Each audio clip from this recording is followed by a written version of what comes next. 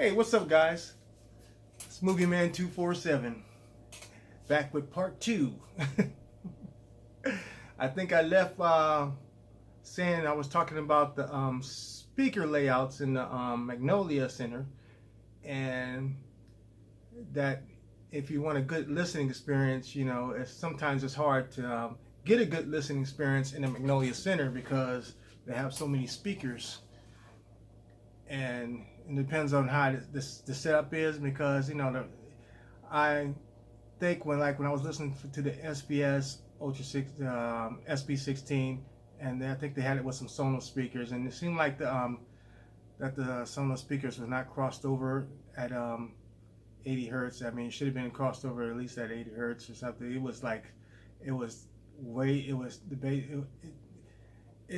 I was getting a lot of distortion coming out of the speakers, and for some reason it was sounding really bad, and it seemed like it wasn't getting no bass out of the sub at all. It's like it was like you had to go right next to the sub just to get just to hear the bass. And it's like that's like, man, can you come over here and so you can hear the bass. That's not the way I'm gonna be listening to in my living room. I don't want to sit there and go right next to the subwoofer to hear the bass. So that's what I'm saying. I mean, you can get a bad experience if you go to like a Magnolia Center.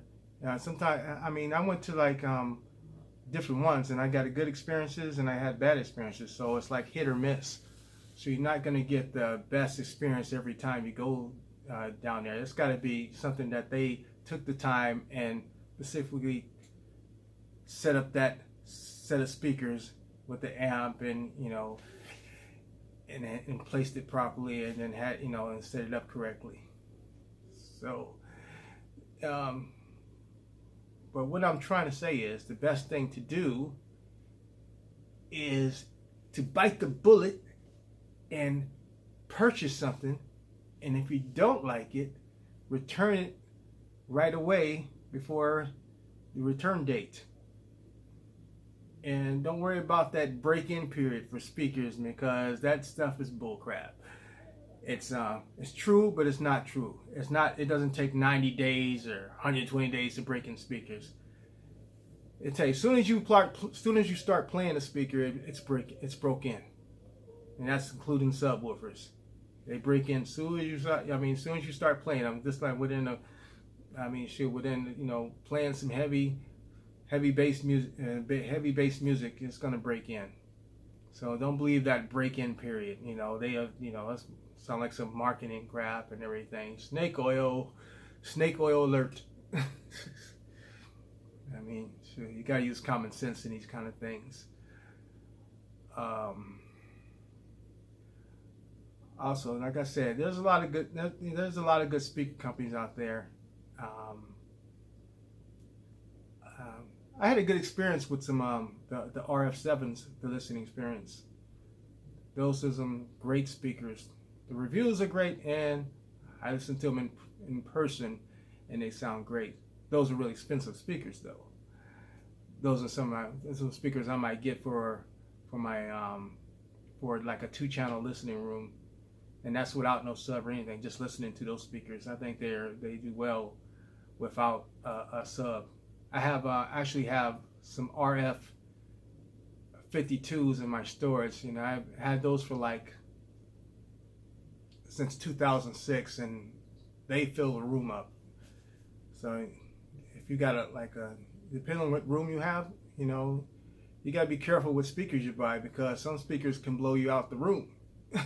You don't want to get some speakers that like clip speakers in a little tiny room, because clip speakers, they're made to be loud.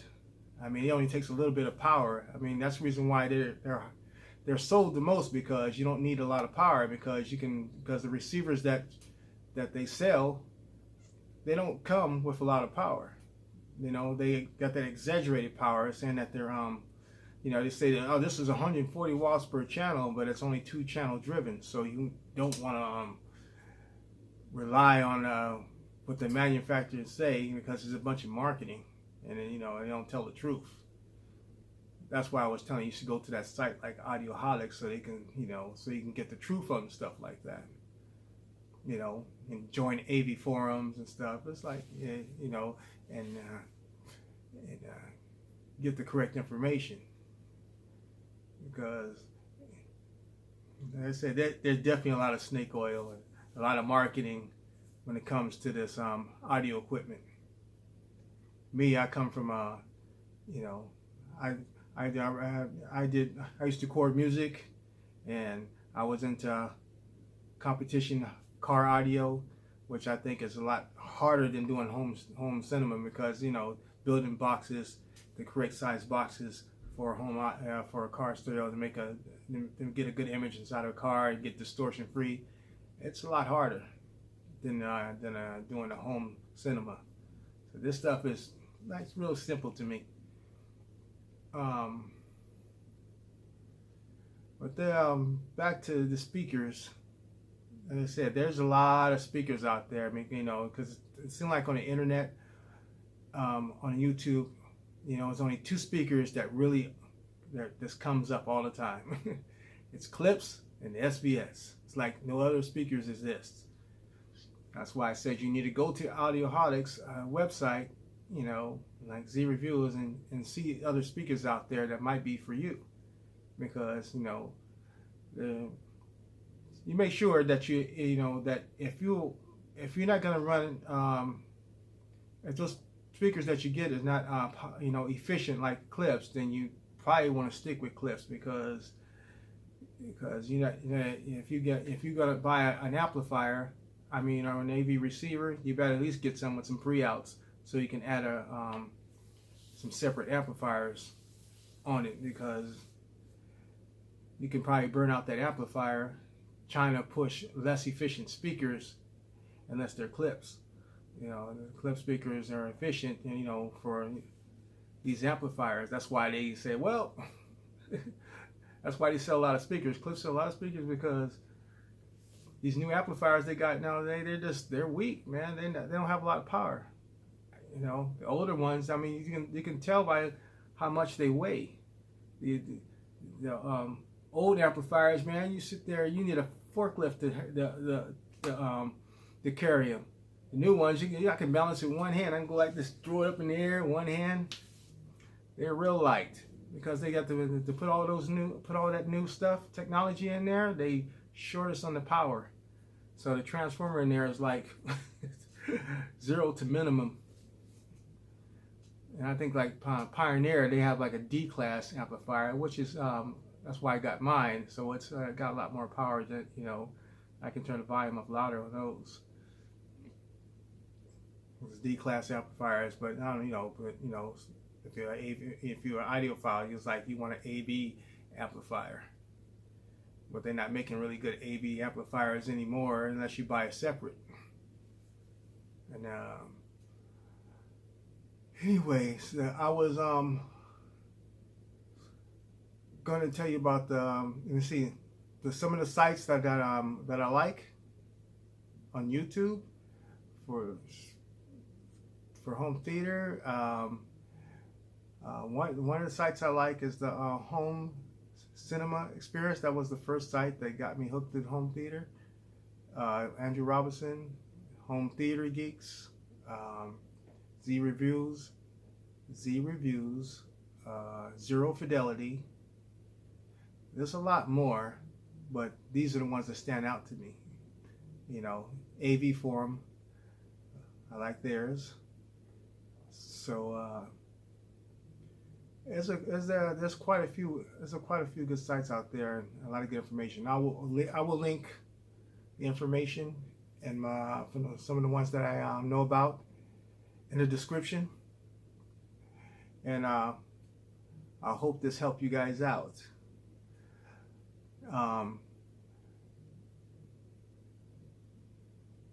If there's anything else I can sit there and say about the speakers, like I said, the best thing to do is to buy them.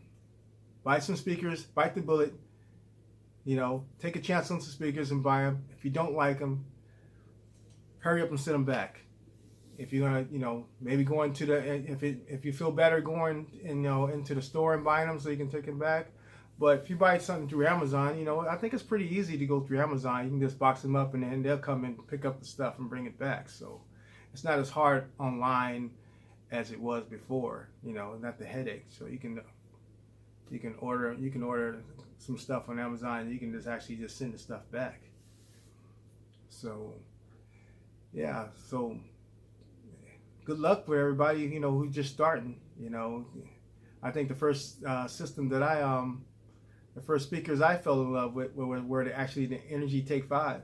That's one of the first speakers that actually showed, but maybe like home theater, got me into home theater. Actually, my buddy, he bought like several systems. He did exactly what I said I'm telling you guys to do. He bought so many systems, brought it back home and tested them out and tested amps out.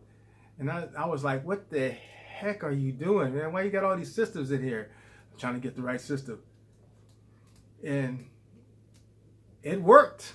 I mean, I was blown away. I was actually kind of jealous because he made my system sound so bad. The one I had, I was like, and I got him into it. I was hating on him.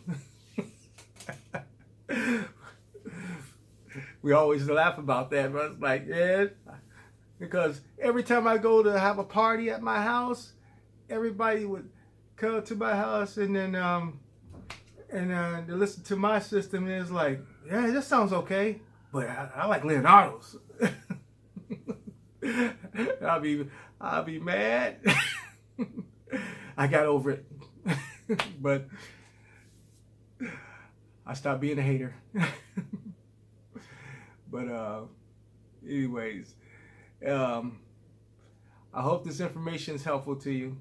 Like I said, just go out there and buy some, bite the bullet, and you know, watch out for the snake oil, watch out for the marketing, and just good luck finding your new system and your new speakers.